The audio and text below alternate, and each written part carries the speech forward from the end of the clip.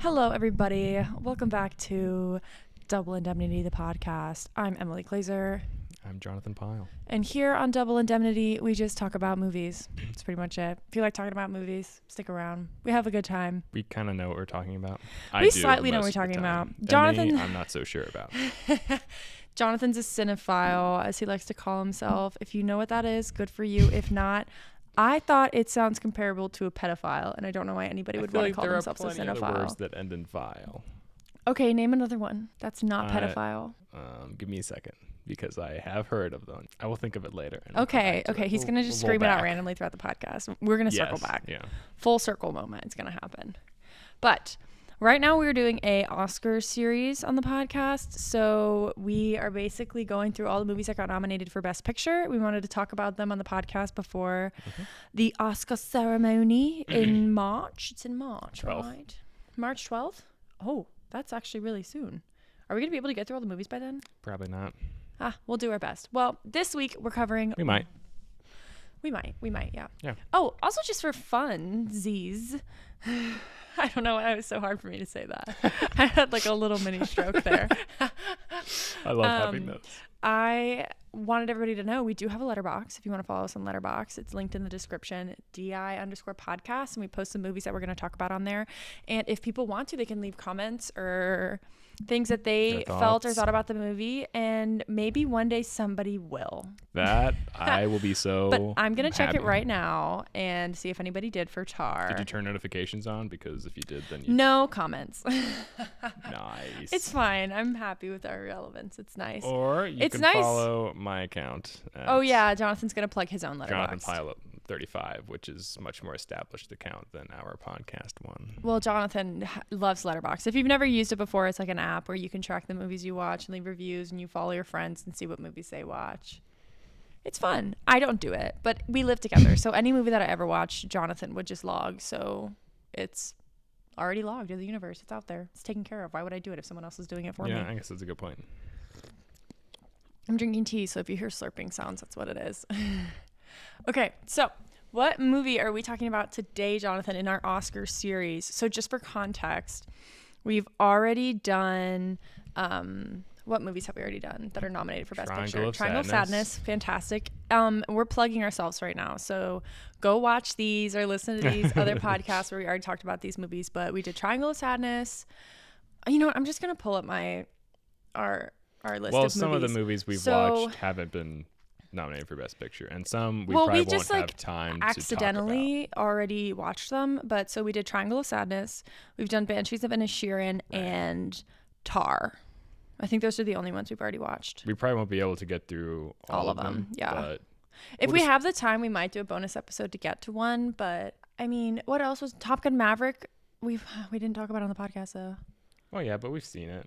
We'll get to it eventually. What's really nice though about the Oscar series is that Jonathan and I always are so ill prepared to film the podcast, and we always sit down and we don't know what movie we want to watch for next week. So at least this time we can pick from a very concise list of movies to watch for the Oscars. So Jonathan, would you like to present the movie of the week? Oh yeah, I think you already said it. It's Tar. Oh, LOL. We're watching Tar. We already watched Tar. We're going to talk about Tar. Tar. Directed by Todd Field. Not Tar and Feathers, as one would assume. I don't understand. You know, like back in like the Revolutionary War, like to get information out of people. This is very dark. I don't know why I'm going off. This is such a tangent. I don't understand. They would like cover people in tar and feathers. Yeah, that's the thing. I've heard of that. Yeah. Oh, well, what was your reference? Oh, I get it. I thought it had something to do with the director. That's what I thought you meant. No. Okay, carry on. Directed by Todd Field, his first film in 16 years, and he's only done about like 2 or 3 other movies, and I have not seen any of them. So this is starring Cate Blanchett, Mark Strong, Nina Haas, and Naomi Merlant. Merlot? She's Maybe French. Merlot. I don't speak French. I never took French, but I'm gonna guess Merlot. I don't speak French either. I don't know. I'm sorry if I butchered it. If you speak French, I apologize, and I'm not pretending like I know how to say it because I don't. So I first saw her she first got critical acclaim in the 2019 movie Portrait of a Lady on Fire. which is a The fantastic Assistant? movie. Was it The Assistant? The actress you're talking about? Oh, yes. Okay. Yeah. I was like, you've seen that movie? I've never seen A Portrait of a Lady on Fire. All I've heard is that it's boring. You would not like it. You would think it was boring. I'm know not that for surprised. sure. It doesn't take much for me to think a movie is boring. No. Anyways. Moving on. The synopsis, centered in an international world of music. This movie centers on Lydia Tarr, one of the greatest composers, conductors of the 21st century. We're going to give our ratings? Sure. Out of 5 stars, what do you give it? I give it a solid 4. At first, I was like, this is a 3.5. And then, like the last hour or so, I upped it to a 4. Really? Mm-hmm. I would give it a 3.5. Solid 3.5. That's pretty good. Yeah. I would say it was good, but it dragged and it annoyed me, which I think was inherent with the character. Like, you were supposed to not really like her. Oh, yeah. So I think that's why I was annoyed like the whole time I was watching it. But also maybe that was what they wanted. So I guess it was maybe intentional, but I thought it was okay. I mean, I thought it was well made, well acted. Like, everything was well done. It just wasn't like my kind of movie. True, you know what I mean? true. Like, I'm not going to come swooning out of it. I can come out of it respecting it for what it was. Yeah, that's fair. That's what I would say, how I feel about it. Yeah, that makes sense. I think it's definitely Best Picture worthy. I agree. It's Best Picture worthy. But I don't think it should win. Me either. Like, I think there was better stuff. Yeah. And that's the thing about the Oscars, which kind of sucks. Like, it just depends on what year you release your movie and, like, who the competition is, you know? Obviously, you know, like, they might have, there were years, like, you know, you said Crash won or something? Yeah. Crash won for Best Picture, and everybody was like, that's ridiculous. But I'm assuming there just wasn't a lot of good competition that year, you know? Yeah, maybe there wasn't. That's true. I thought it was worthy of a nomination. I don't think it's worthy of a win for Best Picture. Do you think it's worthy of a win in anything it got nominated for? I don't remember what all it got nominated for. Cinematography, director, picture, and... Picture? Oh, Best Picture. I'm blanking on the other things. I think directing would deserve it if it won. Me too. I don't remember who it was up against for cinematography. Empire of Light, All Quiet on the Western Front. Oh, All Quiet should win. Yes. Or Elvis. I don't think it would deserve cinematography up against that competition, Yeah. but I do think it had very good cinematography. And we were talking about this in our Oscar reactions episode that we did. I feel like the cinematography in Tar was very reminiscent of like her character. Like, it was very clean cut and straight, a little unusual, but very like it was like, I don't know how to explain it. Like, it was sharp. Her, it was sharp. It Her evoked essence. her emotions. Yes, and the color was perfect. It was very beige, Color grading. very muted. It was very her character, you know? The color was fantastic in that as well. Yeah, we'll talk about... I don't know if that like, counts as cinematography. Of course it does. Yeah, Color everything does. cinematography? Color grading? Yeah. I didn't know if that would be like its own thing. So I Oh. think they don't they hire special people to do color on movies? So I don't know if that's really cinematography. I thought cinematography was more like how you set up the picture, whereas color you do in post. I guess...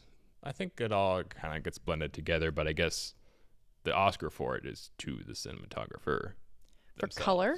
So color is considered in a not for- cinematography nomination? I I don't think that they go together. I think they do, but not in a way. I where honestly they have would no be... idea. I'm just saying it would be weird to me, but I have no idea what it entails to be a cinematographer. Okay, so I will say, with this movie, we watched it like over a week ago. And in two separate, In 2 separate sessions. almost 3 separate sessions. So first off, this is the most expensive movie I've ever rented on Amazon. It was $6 to rent it, which is like redonkulous. It just came out though. Which is funny though, because if I went to like a Blockbuster and I was renting a movie, I would be like, $6? What a steal. I know, you know? right? Like, 'cause you're gonna walk home with it in your hands. But for some reason, if it's more than what is it normally? Like $3.99 or something on Amazon Prime? Yeah, it was like It's so new. Yeah, I guess because it was a new movie and maybe they knew it was going to be an Oscar nomination, so they like upcharged it. But Well, yeah, they definitely upcharged it because it was the Oscars, yeah. I think so. But so we bought it to watch it, and then we let it expire before we finished it. So we were like going to like, we had some social event or something we were going to, and so we were like trying to speed finish it, and we didn't. And then so we had to pay $6 again. So we basically paid like a lot of money to that movie, if you know what I mean. But maybe that means the movie was too long. If you have to watch a movie in 2 settings, what does that say about the movie? That's all I gotta say. You don't like long movies. I do. I don't love long movies. I just don't think my attention span is that long. Like I'm not like all over the. Maybe I am actually. Never mind. I'm not gonna speak to that. Yeah, but I thought it was really funny how useless we are while we were watching that movie, and I feel like Tara would have hated us. Like if she was a real person, that character, and she knew that, like if we were reading her book or something, we stopped reading it because we were bored. Yes. And we came back to like a year later. She'd be like, "Excuse me, how could you not be wowed by my exquisiteness?" You know, and then insult us and degrade us. Yeah, exactly. Literally make us feel like trash. So all good artists do. But going off of that, I do not remember anything that I wrote in my notes because we watched it like a week and a half ago. I remember. So I will remember it when I read it, but I'm going to be I'm flying blind, y'all. This is like reading somebody else's notes is what it feels like. So, Jonathan, would you like to start with some of the comments you had? Yeah, for sure. I have not seen all the female performances this year, but I think Cate Blanchett should win. Out of the performances I've seen, best actress. Yes. Just the way she can deliver lines. We just need to acknowledge how epic her monologues were. She had extreme one-take monologues throughout the whole movie. There was not a lot of editing in her monologues, and she did fantastic. Like I can't even. Yeah. It was glorious how well she monologued. Now, if you see her in real life, she kind of talks the same way. I mean, the role was written for her, so obviously that the director knew that it would be, you know, her nature to be able to do those kinds of monologues well. It was written for her specifically? Yeah, you didn't hear that? No. The director wrote the script like with the intention of her doing it. Yeah. So. Yeah, she delivers her lines. I don't think he would have wanted to do it without her. So effortlessly. It's so natural and her monologues were, honestly. I mean, amazing. If she won Best Actress, I think she would deserve it. Even though she's already won like twice, I don't care. She's already won twice for Best Actress? I might have. Wait, what else has she won it for? Blue Jasmine and. I don't know what that is. I don't know what that is. Not important. I'm just gonna tell you the truth. I don't know. And I'm blanking on the other thing. Maybe she just got nominated for it, but I think this is her 3rd win. Look it up. Let's see how many Oscars she has. Yeah. She's well renowned. But I also would love if Michelle Yeoh got an Oscar too, because from representation and she's an icon. She is one too. Yeah, for Carol. Wait, no. I'm blanking. Were those nominations? Okay, so she has a win for supporting role for The Aviator, and then a lead actress for Blue Jasmine. Okay, so she has 2. Yeah. So this would be a 3rd for her, but I don't think anybody should win an Oscar or shouldn't win an Oscar because they have already. Do you know what I mean? Meryl Streep, like if their performance is the best, they deserve an Oscar. It just does get a little annoying. Like, yeah, you are the best. Like Steven Spielberg. Like, yes. We get it. You're amazing. Like, you do a fantastic job. Keep doing what you do. But it is exciting to recognize other people. But it would bother me if they didn't give people Oscars just because they already had Oscars, you know? Yes, me too. So. That would bother me too. Yeah. Okay, let's see. Let's see the first comment I wrote because I don't remember. Her assistant thinks she's pretentious for sure. Second comment. Felt pretentious. Okay, yeah. Like, I was really confused at the beginning of the movie when it was like a video. So that the girl was taking on her phone, like sharing of like, oh, my boss is so annoying or something. I thought it was really creepy. It didn't make sense. Like I get that it was like trying to be like an artistic gesture to like, oh, it starts with like somebody recording the room and like texting. But like, I just thought it was confusing.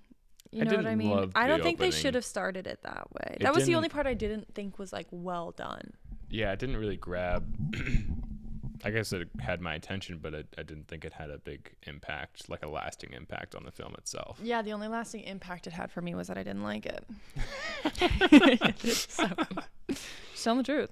I want to say the scene in the beginning with their students just in that classroom. No, let's start with the scene before that.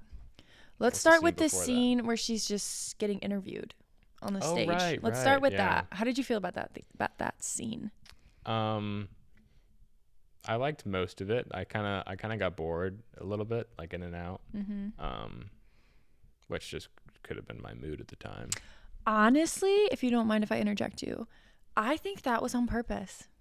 I think they wanted you to watch her spew random crap and prove how much she knows and set up her character for her personality, how she speaks to other people in a belittling way, and how she knows everything there is to know about every symphony. She's name dropping random people. Yeah. Like, she knows all of the music history.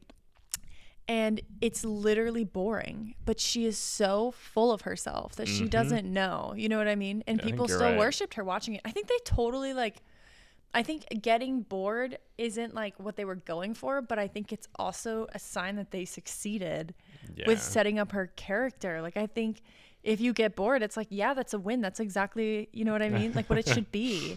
I don't know. I thought that was genius almost. That I was bored. Like, I didn't listen to the whole thing. Yeah, I got like confused in a couple of her sentences, and then all the references she made, I really did not understand a lot of that at all. Yeah. So like you might have though. I play in symphony, and I know music, but I've never been like, I don't know how to explain it. Like, I was serious about it.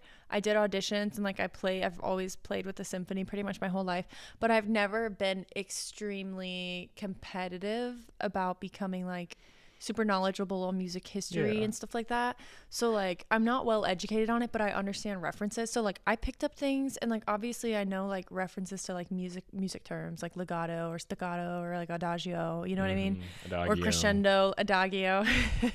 So like, I understood her references, and I don't know if it made it any easier for me to understand the movie and like what was happening. I honestly have no idea if that made an impact on it, but I thought that it was I was pretty proud of myself for knowing those things, because I don't think of it as like being interesting that I know those things, but it's cool when you know something, you're like, oh yeah, I know what that is. Yeah, I feel like, that's why I feel like I had a feeling that you would be more like excited to like get references in this movie. Yes, 'Cause I knew it would I be did. about I did think symphony it was cool when I orchestra. recognized things, but also it's not that cool because it's not that much of a niche. A lot of people That's true. play instruments and know music references, you know? So I'm not that special, but it did make me feel like, oh my God, I know what that is, you know? That interview scene reminded me of in the newsroom where like Jeff Daniels is going off about how America isn't the greatest country in the world anymore. Have you seen that scene? No.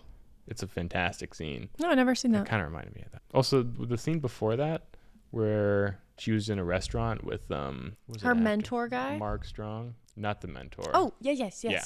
She was at a restaurant with the guy who was like basically trying to make her a mentor for him, and she didn't want that. He was like, how do you conduct like this? Like, how do you do that? And she's like get your, like, she felt like he was trying to copy her, you know, and trying to get all her secrets. Yeah. What did you want to say about that scene? Honestly, I was just kind of bored in that scene. I didn't really know what was going on. I thought it was boring too. You know what it reminded me of? It reminded me of the scene in Tenet where they go and they have lunch with the fancy guy. Oh. I don't know his name, but like Michael Caine. Like Michael Caine. Michael Caine. Yeah, Michael Caine. When they went and they had lunch with him or whatever, dinner, I don't remember what it was. And he was like, it was like so much information just poured on you during that scene in Tenet. And it was like, what you're saying. If you miss that scene, you don't know what's going on. I mean, if you miss like 30 seconds of Tenet, you won't know what's going on. Or you just don't know what's going on no matter what, because it makes no sense. But moving on. It makes sense. That reminded me of that scene. Do you know what I mean? I know what you mean. So I don't know why. Maybe just because I got a fancy table with like a fancy guy. Fancy guys. Yeah. Fancy British people. Oh, well, I don't know. German British people. Anyway, the scene with the student. Yeah, let's talk about the student scene. It was so like politically correct and not at the same time. It was like such an interesting combination, you know? It must have been very hard to write. I know, it's like they were supporting cancel culture and being against it at the same time. Yeah, it was very unusual. And she was like such a like a modern woman, you know what I mean? But then she also was like standing up for like values that are considered like outdated. Do you know what I mean? And like she was standing up for like Bach, even though he was like a terrible, terrible person, because he's like such an important figure in like music history. Yeah, and everybody knows Bach music. Like if you don't know, like if you hear Bach and you don't know his name, like obviously that makes sense, but like everybody's heard a song or something written by Bach. You know what I mean? Like he's very iconic in music history. I honestly, like when I was like listening to that scene, I didn't understand anything that she was saying. Like it made no sense to me. And then when she would ask the students questions and they would all just be like, you know what I mean? Pretty intimidating woman. She was very intimidating, and it like made me relieved that I didn't study music, because it's really cutthroat. I don't know if it's that cutthroat. I also never went to Juilliard, but I just feel like I would not have been able to handle how brutal it would have been, you know? Yeah, I mean, and then she just like, yeah, it was weird. She was like modern, but not at the same time, because that student was like the student that she was like belittling, the one who kept like shaking his knee like this. Yeah, I guess I was trying to show that he was uncomfortable. Yeah. And he was nervous. Which, I mean, makes sense. Yeah, because she was kind of attacking him. She was saying that he shouldn't just like a composer just because they're like female or they're like a different race. Yeah. And not just like a white composer that is like widely known. And that was his point. She just kind of just disproved it. The best composer is the best one. It shouldn't matter what race they are or what like ethnicity they are. So you feel like they were proving the same point? No, they were proving the opposite. I thought he was trying to say that he doesn't want to support composers that were crappy people. Crappy people and were mainly from a white background. Well, I feel like she was just saying, like he was just saying you shouldn't support people who are crappy people. And she was saying you shouldn't judge someone's music by like who they were as a person, I guess. Person. Yeah, I guess it was that too. But I don't know if I agree with her, because like, what if Bach had been like a serial like murderer or something? Oh yeah, true. Like, I mean, maybe we shouldn't support him. We... But the thing is, like, I feel like most, like in music history, like most of the composers who are considered geniuses were like really weird people in real life. I think to be a genius, it takes a lot to like dedicate like the most important thing to you is your work. Like you have to be like, I feel like slightly disconnected from society and yourself to like be a true genius, you know? Which really goes to show like this just reminded me of movies of chasing that like obsession, like Whiplash and like Black Swan. They never end well. Blood. Yeah. It's all didn't end well for her either. Self-destructive tales of trying to reach perfection, but when you can never like, when your like goal and endpoint for perfection is unattainable, like because they always want to be reaching for more and more, like I think that's what their downfall ends up being. Them up for failure in the beginning. Yeah, I think it does. But I thought that scene was fantastic. Her monologues were great, and it was very like, it made you really think and like contemplate what you were listening to, and like every word she said I was like really trying hard to listen to, because it's kind of hard to understand the things that she was saying the whole time. Yeah, I agree. The blocking in that scene is so good. Like the way the camera moves. It was like a one take. Actors it was fantastic. Are in the area was like sublime. I love that. So wait, I just have a question, like in general about her character. So she was a drug addict? She would take muscle relaxers? Yeah, that was her girlfriend's or fiancés. I don't remember. I don't remember if they were married or what. I just know they were partners. But yeah, she would take her partner's pills. Yeah, I thought that was weird. That was very weird. I thought that was unusual. I guess because she just like she was like so obsessed with her craft. She didn't care what her body was like, if it was failing or what she was feeling. Probably she just ignored it and hit it with like medication, I guess. Yeah, so I was like confused by like the book on the plane and like her throwing it away. I feel like they should have given more context. Like that was one of those things. So like don't look it up because it's in trivia. I already looked it up. Oh, it is in trivia? Oh. I think I wrote a trivia question about it. But I was like, I just want to talk about the movie in general, and like I don't like it when movies put Easter eggs in that like nobody would know. You know what I mean? Like the Easter egg of that was like you had to know what the book was about for it to make sense. And what that book like meant to her, I guess. Yeah, and how it's like how it would upset her. And like I don't even remember who gave it to her or why. Like at that point in the movie, I think they didn't do a good job setting it up because I was really confused for like the first 45 minutes of the movie, like what was happening and who was who and it took why, a little get used why to they were why. Getting used to the pace of the movie and how they transition from one scene to the next. Yeah, I thought it could have been better, honestly. That makes an official review. I thought it could have been better. I thought it could have been better, honestly. Yeah. Okay, so I was wondering, so the scene where the cellist is introduced, right, in the bathroom, the public restroom. So did she like go in the bathroom on purpose so that she could see her and like see her shoes, and so that she would know who she was when she did the audition, the blind audition, which I was really proud that I knew what that was. But like you wouldn't have known what that was watching it. Like why couldn't they just like say in a comment like time to do the blind auditions, you know, so that people would know who weren't watching. But like I had to explain to Jonathan like what a blind audition is. And if you don't know, it's like in symphony when you do auditions for like seating or to join an orchestra or something. I don't think it's normally for joining. It's usually for like seating auditions. I've only ever done them.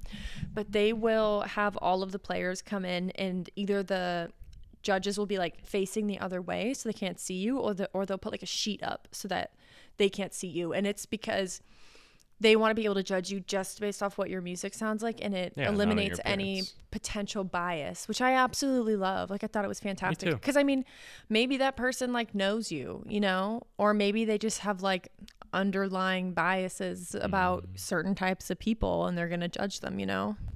So I always loved blind auditions. And then it also makes it less nerve-wracking because you can't see them. You can kind of like, even though not really, but you can kind of pretend that there's nobody there. There's nobody there. Yeah. Nobody watching you. Not really, but I vividly remember some of my blind auditions. Really? Because I mean, it's really nerve-wracking. I bet it is. But I vividly remember them. Yeah. And I had one right. It's just that it's like drilled. Like I have one that is drilled in my brain. Yeah. Yeah. But it was good. It ended up well. I think I'm glad. I guess I'm glad you told me what it was, but I'm glad they didn't outright say it in the movie. I don't feel like. I guess you don't like it when they set up stuff. You know what I mean? Yeah, like show, don't tell. You know what I mean? It's very. Like, yes, but you would have had no idea what was going on otherwise. That's true, but like, maybe. What did you think it was? I have no idea, but maybe I would have come to the conclusion on my own. Maybe not. Like to think I would have. LOL. Oh my gosh. Okay. Did she actually make people like grant favors for her? I think Krista Taylor. Yeah, I think so. Krista Taylor. Yes, the girl who killed herself. Yeah. I mean, she's having those flashbacks and dreams, which I guess may not have been true, but it could have also just been tormenting her too, if it wasn't. And I guess it's kind of good that they didn't tell you if it was true or not. Yeah. But something that I noticed about all of the scenes of the Krista Taylor woman that I thought was very well intentionally done was that every time they showed a flashback to her, like something or Tar was thinking about her, it was always with her hair and her face, or you couldn't see her face. And I thought that was genius because it sets it up that she could be any woman. You know, it doesn't just have to be that Krista Taylor girl. It could have happened to like 50 girls, you know, like this Tar like abusing them or like abusing her power. I agree. Like the first shot, I think it's like one of the first shots in the movie is just Lydia composing, and then a woman with red hair like sitting in the audience, and it just shows her hair in the audience. And at first I was like, I don't remember that scene. What's the importance of this? And then after the movie, I was like, that makes a lot more sense now. Interesting. Yeah, I didn't even notice that. That's really smart. Yeah, and I feel like this movie it's like a drama / like ghost story almost. / ghost story? Yeah, I feel like there's so many scenes that are open to interpretation.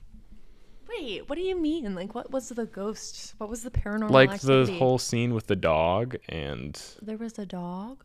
with the dog in the hallway, and that's when she trips and like falls flat on her face. Oh, yeah. I mean, that whole scene was just like out of like a suspense movie. And then No, I felt like that was like showing her obsession with chasing like something that like wasn't good for her, was bad for her life, was bad for her family, into like the pits of despair, you know? Yeah. Into like this really scary, really gross place, you know? And then she realizes it and she tries to escape, and instead she just falls flat on her face. Yeah, that's And then sound. she lies to everybody about her failure. I thought it was very symbolic of her like chasing that girl. No, yeah, I agree. And the girl was gone. Also, where the heck did the girl live? Like, that was really sketchy. Did the girl exist in the first place? True. Where did she go? Yeah, I don't know. Also, Tar had a really nice car. Yeah, nice Tesla. Yeah, she had a super nice. It was a Porsche. It was a Porsche, yeah, you're right. Yeah, it was a Porsche. It just seemed like a Tesla because it had that like monitor thing that like Teslas have. Dashboard. Monitor dashboard. And her house was like her house really okay. cool looking, but I wouldn't want that kind of house. I don't like the cement walls. I feel like I'd be cold all the time. I feel like it kind of looks like a prison. You know? But it was fancy, and I think they were just trying to show you, damn, she makes a lot of money. Yeah, she makes a hell of a lot of money. Yeah. Mm-hmm. Love that for women. And literally, when she went to America and she brought the cellist with her, I was like, are you redonkulously stupid? Like, why would you do that? Yeah. She was like asking to get in trouble. She already had all this controversy starting to flare up. And then she brings this girl with her. Like, it's literally like she's trying to prove everybody right. Like, self-destructive behavior. She thought that she was a god, you know? And that nobody could touch her. And she literally was like... They always fall the hardest. Yeah. She fell hard. Literally on her face. And then she lied to her family about it. It was crazy. And like, even though she's such a crap person, like her family and everybody in her life, her kid still like at the end was like, you're such a beautiful person. Like, you're the most beautiful person I know. That's right. I forgot about that. And that's just the thing. Like, kids are so sweet, you know? Like, she just loves her mom for being her mom. Mm-hmm. Or father, because she introduced herself as her father. I guess that's true. Yeah, and I thought it was so funny how when they did go to America, the girl like lied about being jet lagged just so she didn't have to hang out with her, and she could go do other stuff. Yeah, when they were in America.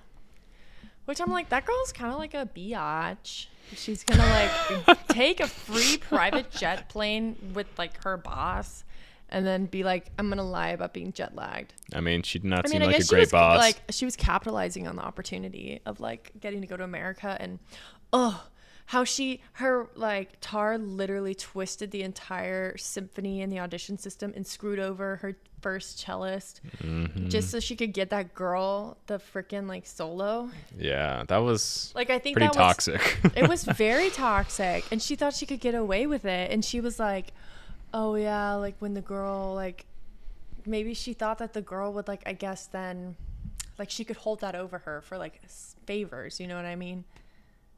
Yeah, maybe. Yeah, true, because in the past that probably happened. Yeah, but I thought it was interesting how Tar was like the biggest gaslighter I have ever seen. Like, she gaslit everybody in her life. Bigger than Harry Styles. Infuriating. What do you mean? And Don't Worry, Darling. Oh, yeah. And Don't Worry, Darling. He was pretty good at it. He gaslit us. I guess that's true. Yeah, the audience. I mean, we believed it. I just love when you go into a movie and it feels like a movie. Sorry. What are you talking about? I'm quoting Harry Styles at the film festival. He's probably just nervous. I didn't know he said that. Maybe he meant to say it feels like you're in the movie. He didn't mean to say that. I know. There's a shot of like Chris Pine's face just like as he's talking.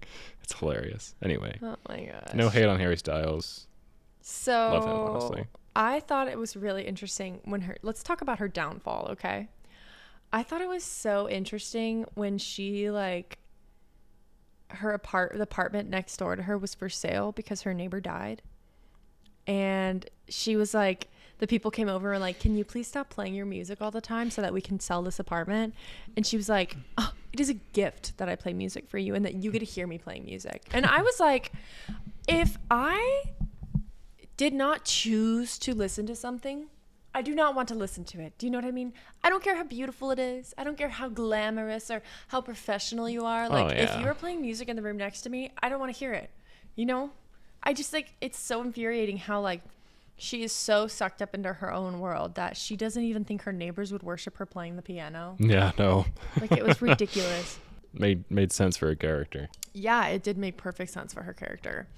And, like, her downfall was just, like, she just, like, pretended like nobody would care. Like, it would be fine. Like, it wasn't a big deal. Just untouchable. Yeah, that she was untouchable. And, like, how stupid is she that she's like, oh, yeah, just delete, like, all the emails I have from this girl. Like, that's not how the internet works. Like, the emails are still out there. You can't get it down from the cloud? It's in the cloud. You can't get it out. What is that from? It's from Sex Tape, that terrible movie with Cameron Diaz and Jason Segel. I've never seen that. It's a terrible movie, but the it's quote's in the cloud? You can't. Nobody knows the cloud. That's true, though. Once it's in the cloud, you can't get it out. Yeah. Yeah, that's what it was. I'm yawning. Yeah, and I thought it was so crazy that, like, Tar, like, blacklisted this girl, right? She made Krista, like, utter trash in the eyes of the symphony world. You know what I mean? She destroyed her, which you don't know why she destroyed her, so I'm curious. And then she ended up in the exact same place as her, like, playing with a random youth orchestra. Maybe not the exact same place. No, she didn't end up in the exact. Stop it. You know what I mean? She literally, like, ended up playing with a youth orchestra in the middle of, like, nowhere for a cosplay. Like, that was, like, the final, like, nail in the hammer. It wasn't just, like, the kids' parents. It was literally, like, cosplay. Like, she fell hard, you know? That scene, so much of that scene seems like the fact when she goes to, like, the brothel and she picks number 5, which is the same number as her symphony, like Mahler's number 5. That's so smart. It was like, for the that's a little, prostitutes. yeah, it's a little dreamlike. And, like, some of it is like, is this actually happening, I didn't even or think is about this? that. How was Mahler's 5th? Yeah, I thought of that. We should listen to it. I've never been a big fan of Mahler. I'm a Beethoven girl. I'm not gonna lie. I like Don Toliver. I don't know who that is. It's a rapper. Sorry, it's a bad joke. But yeah, I thought that was a very interesting note. Yeah. And then she's the only one that, like, opens her eyes and looks at her. All that was very dreamlike, and then she goes and throws up. You're right. It didn't feel real. Actually. And then that whole final scene didn't feel like it was, like, actually happening. I don't know, just my take.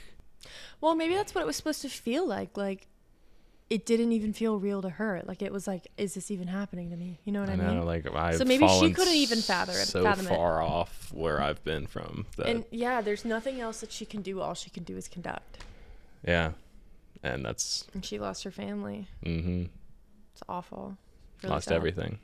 And but I did, like, think it was interesting how vastly the environments changed from this, like, cold, like, sleek city to this, like, I'm blanking on what country she was. She was in the Philippines. They were speaking Tagalog. Philippines, yeah. The Philippines, yeah. And then back to, like, this almost not exactly third world, but almost third world country, like Asian country. Mm-hmm. And just the change in environments was so, like, stark and contrasted. I thought it was interesting. True, that's true. Because she was very into, like, the sleek city life. Mm-hmm. And but she also, didn't seem, I just want to say, she took a private jet from Europe to America. Oh. How much does that cost? Look it up. I want to know. Well, how it depends much does it on cost the to jet. take a private jet Depends from on Europe the kind to of America? Fuel.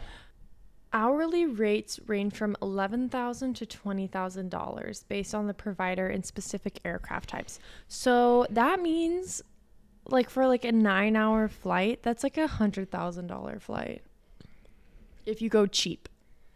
Like, don't, like, famous people like the Kardashians and stuff, like, there's no way they fly commercial.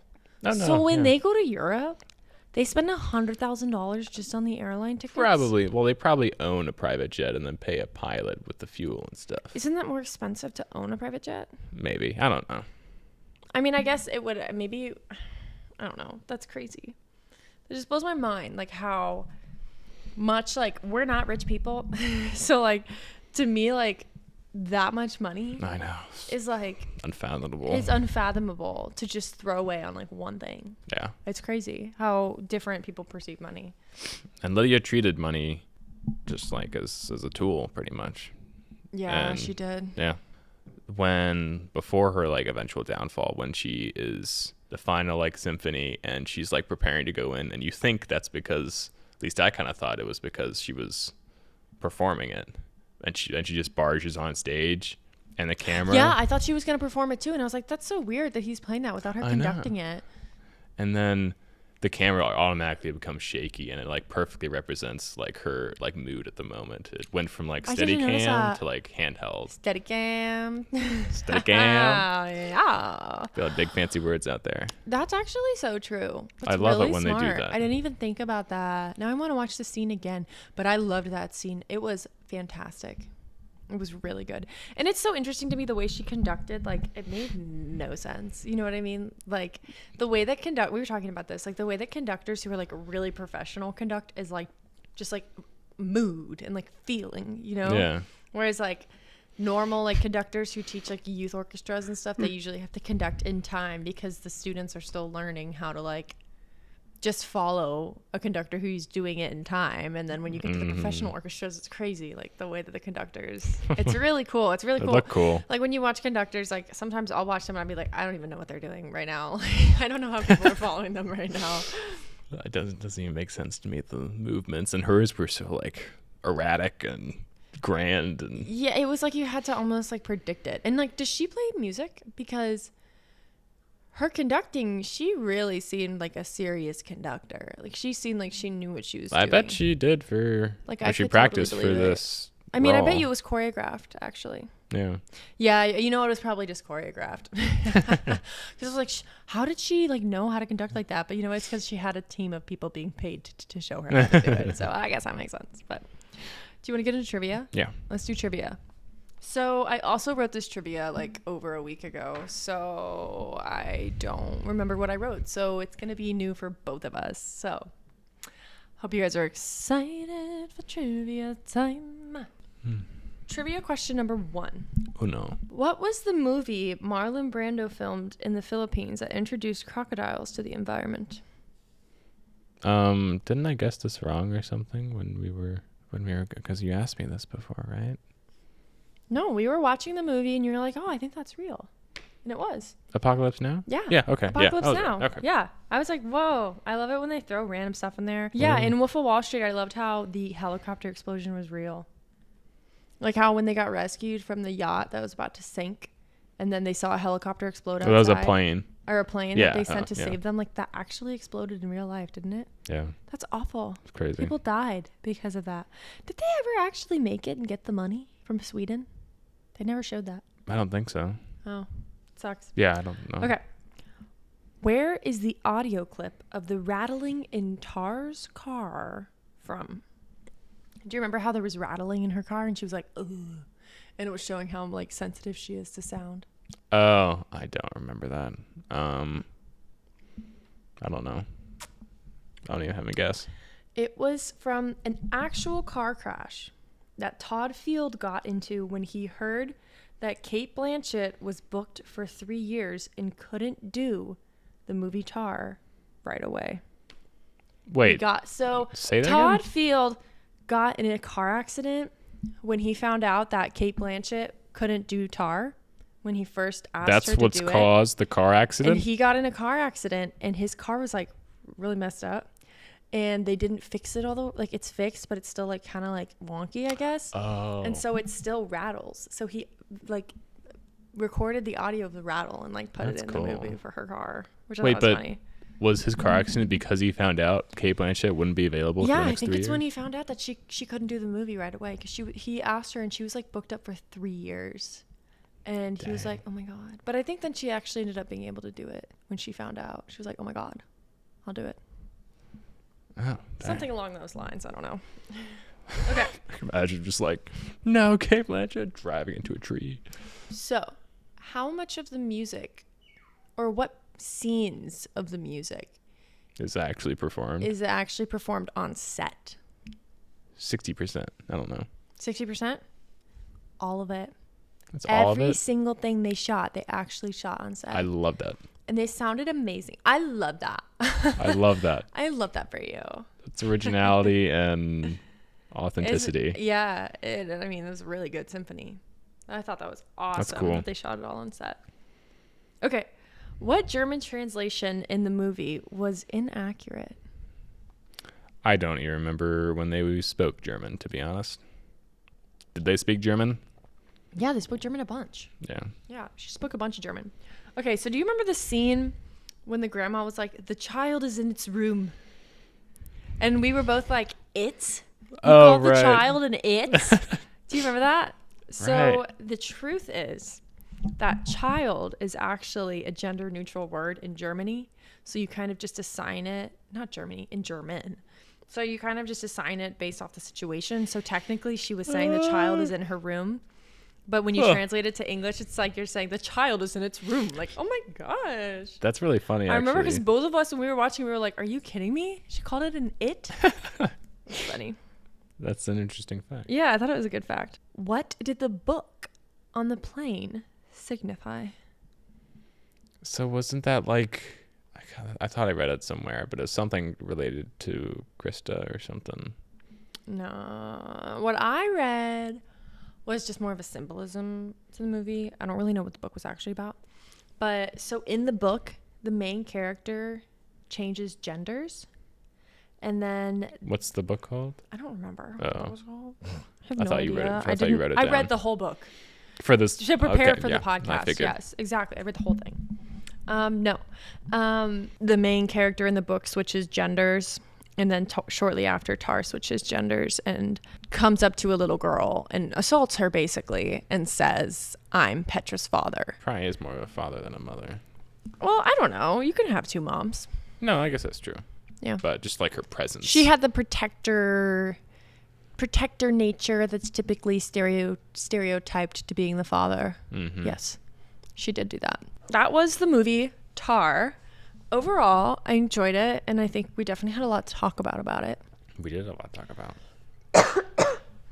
So I think for next week's podcast, we should watch Everything Everywhere All at Once. That's Where can we nominated, watch right? that? Yeah.